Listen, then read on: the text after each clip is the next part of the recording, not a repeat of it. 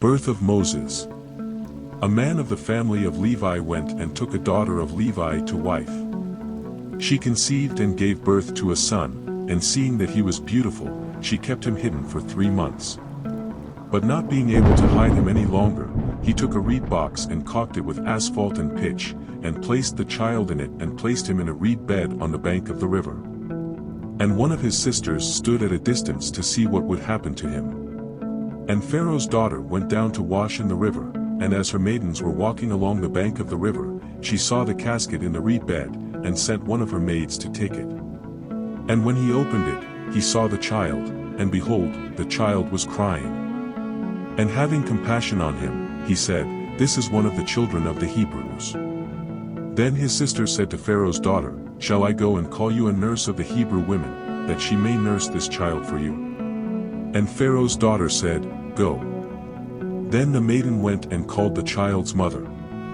To whom Pharaoh's daughter said, "Take this child and raise it for me, and I will repay you." And the woman took the child and nursed him. Moses flees Egypt. And when the child grew up, she brought him to Pharaoh's daughter, who adopted him, and named him Moses, saying, "Because I drew him out of the water." In those days it happened that Moses, when he was grown, went out to his brothers, and saw them at their hard work, and he observed an Egyptian beating one of the Hebrews, his brothers.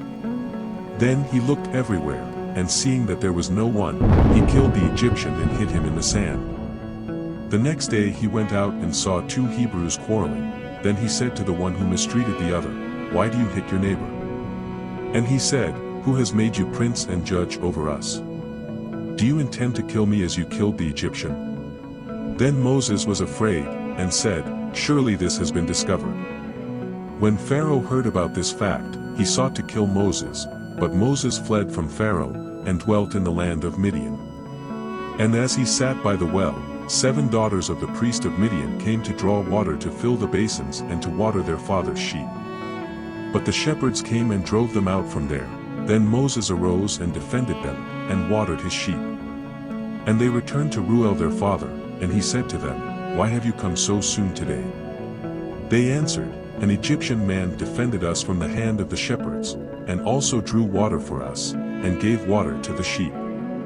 And he said to his daughters, "Where is he? Why have you left that man? Call him to eat."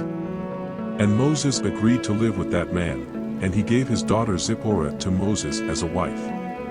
And she bore him a son, and he called him Gershom, for he said, "I am a stranger in a strange land." And it came to pass after many days that the king of Egypt died, and the children of Israel groaned because of the bondage, and cried out, and their cry went up to God because of their slavery. And God heard their groaning, and remembered his covenant with Abraham, Isaac, and Jacob. And God looked at the children of Israel, and God recognized them.